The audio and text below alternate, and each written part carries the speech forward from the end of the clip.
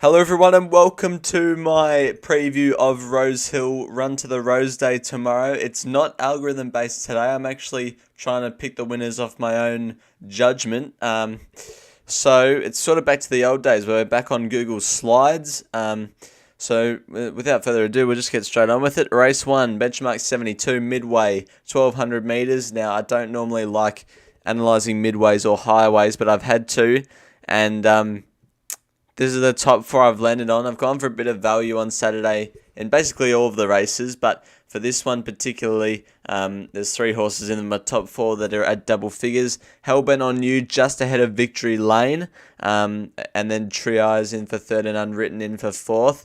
And then I'll go to the next slide, which basically says why I like Hellbent on You, why I like Victory Lane. So I like both of them, and to win $10, that's what you need to have on them at the current prices. So I'll go through Hellbent on You's form as well while I do this. Now, 3 for nothing first up doesn't look great, but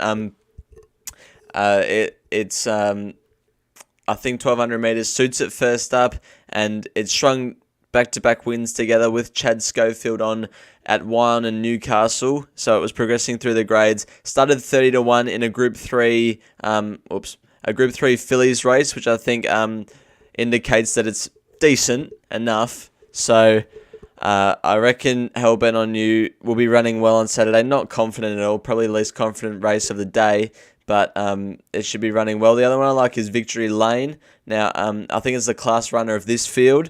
It's won at 1200 meters before. It's won first up before. It's placed at Rosehill before. It's run a second here. Only minor query is the 60.5 kilos, but draws gate 6 and form back such as here, where it ran behind Ruby Flyer at Kembla in a $150,000 race, and it winning a midway at Kembla $120,000 race back here indicates that it's a good horse, and I think Victory Lane and Hellbent on You hopefully will be running well. So that's race 1. Race 2 is the Tab Highway Handicap, and well, I've just seen one of my top 4 horses be scratched, so that's no good. Move on with my top 4 for race 2. I like Medina on top at a bit of a price ahead of Innovarsity. One Beat No Beat is the horse that got scratched, and Swift Charm in for 4th at a bit of a price. Sorry that my face is so close up on the webcam. I don't know how to change the settings back to what it was before, so I'm going to have to do that at a different time.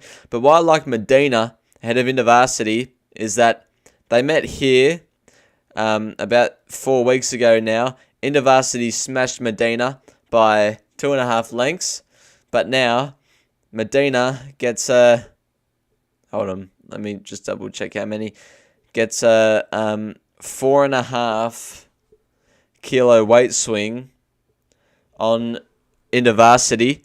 Now, if a kilo and a half is equal to a length, then 4.5 kilos is equal to 3 lengths.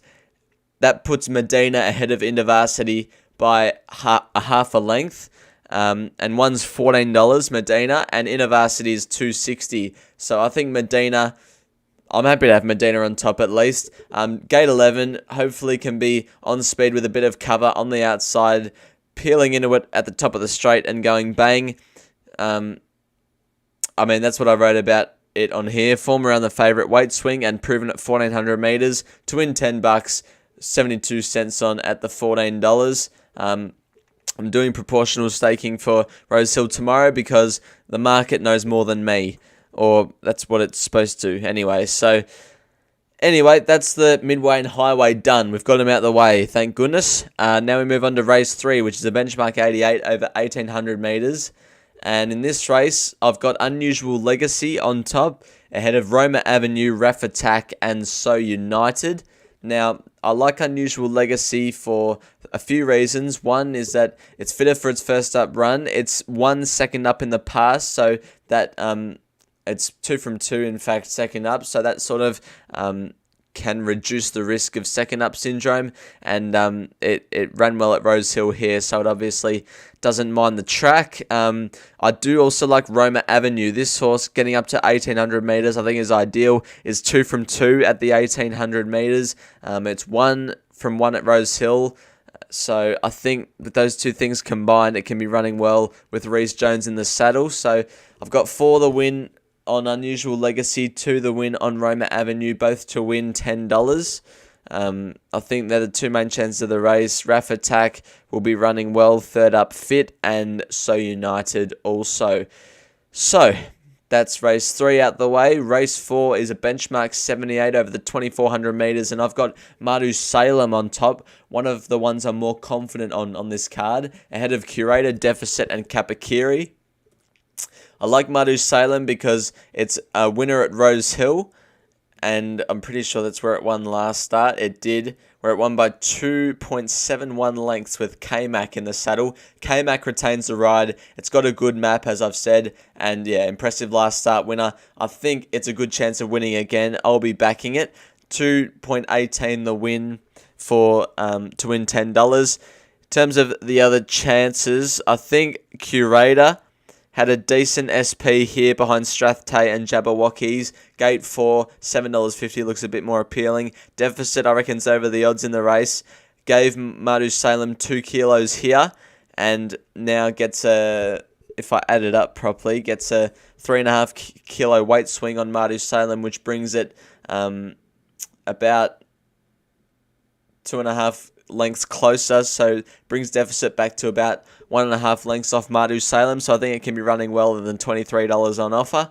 And Kapakiri draws out a tad wide, but was decent this day behind Strathtay. Race 5 now is the benchmark 78 1,500 race. I'm with Mayor of Mount Buller, ahead of High Dandy, who's the favourite, Glue Thorn at $21, and Osman at $20. More than a few reasons I like Mayor of Mount Buller. It's won at Rosehill before, so it obviously likes the track. 2 from 2 at the distance. It's won first up before. I think 1,500 metres suits it first up.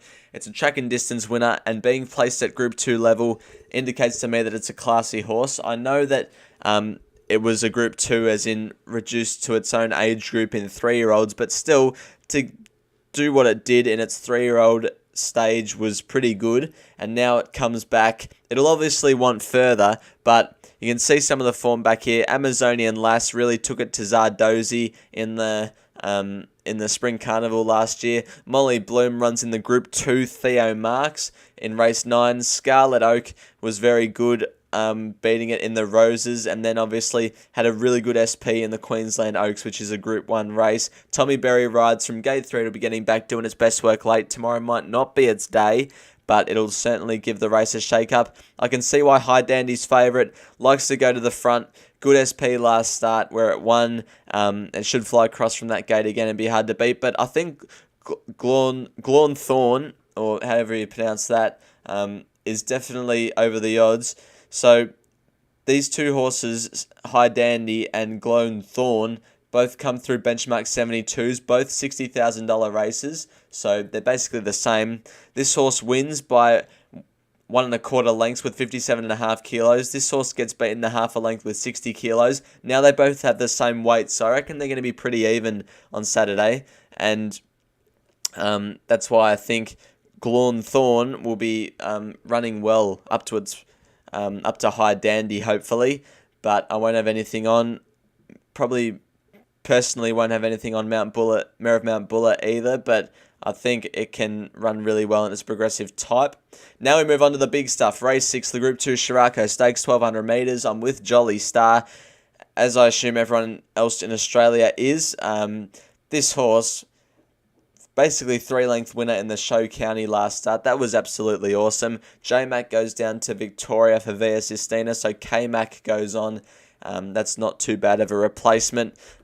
It's good second up Jolly Star. It's placed there, so second up Syndrome, probably don't have to worry about it. It's a Group 1 winner of the 1,000 Guineas. It was an impressive last start winner and a 1,200 metre specialist, as we can see. It's 3 from 3 at the distance. Already won nearly $2 million in prize money. It's a classy horse. To win $10, you're going to have $5.40 the win on Jolly Star at $1.85.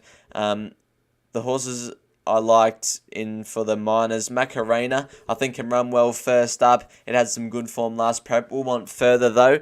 Sunshine in Paris won this race last year. It'll be running well. And Tis Invincible in for 4th at a bit of a price. First leg of the quaddie is the Ming Dynasty, a Group 3 over the 1400 metres, and I'm with the impressive progressive Henline, ahead of Just Party at a bit of a price, Mayfair the favourite, and Last Command. So if we go to race 7, the Ming Dynasty quality, Henline as the earmuffs first time, but it won impressively where it sort of got out late and charged to win at Bendigo. And then it went to Flemington. From the gate, had to get right back to last and surged home behind a fit, sneaky Sunrise, and Pisces.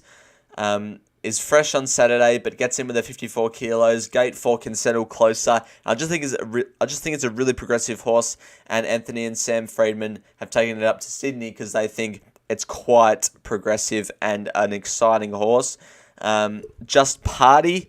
Look, I think this horse is over the odds. Its SP against Autumn Glow and Dawn Service last start was really good. If it can get back to its best, gee, it'll be running way better than what the $20 suggests. Mayfair and Last Command, the next two. Yeah, that's why I like Henline. 1400 metres suits, first up winner and progressive. $1.25 the win to win $10 at $8. That is Henline. I'll be keeping a close eye, though, on Iron Hawk. I mentioned this horse in one of my Futures Bets videos, in that I like it for the Golden Rose. Now, it's not actually nominated for the Golden Rose. I hope they sort of chuck in a late entry, because I think this horse can win on Saturday. Was good last start late behind Autumn Glow, and we'll see how it goes. But that's the Ming Dynasty. Now we move on to the Run to the Rose, and I am in the corner of Storm Boy. Storm Boy on top for me, ahead of Bustling, Linebacker, and Switzerland. Now, Storm Boy, this win first up was simply sensational. It's back to its best. San Domenico winner by 3 lengths. I reckon this horse settles outside the leader, which is likely to be the stablemate and Node for Tim Clark. I reckon these two control the race. If something else wants to fly across and take them on, I think Storm Boy gets the 1 out, 1 back position, and that's just ideal. Yeah, I also don't mind Linebacker at the price. Linebacker actually rated on top for me, but I just think I'm not too keen on the map for this horse. It's drawn gate 10 and it likes to go forward with a bit of speed in the race, and I think it's better over further. So I'm not too keen on Linebacker, but it rated on top, so I've had something on. But I like Storm Boy. It's proven at Rosehill. The 1200 metres suits. It's a class horse. It's 1 second up in the past, and Linebacker has been a first up winner in the past as well. $4.76 on Storm Boy to win $10. 83 cents as well on Linebacker to win $10. And then Bustling. Gee, they've hyped this thing up. Draws Gate 2 will be right behind the speed and doing its best work late. And also Switzerland was very good, winning its first 3 career starts. Went to the Golden Slipper and faced stronger opposition there, but it can get back to its best. Fresh looks best for that horse. We'll move on to the Theo Mark Stakes, and I'm with, well, my best friend from the Doncaster, Celestial Legend. It's on top for me, ahead of Molly Bloom, Osipenko, and Radina. Bit of an open race, this one. But Celestial Legend, look, it's just a good horse, isn't it? Karen McAvoy, gate 3, can be around midfield or so. 1300 metres, first up, I think suits. It'll be doing its best work late.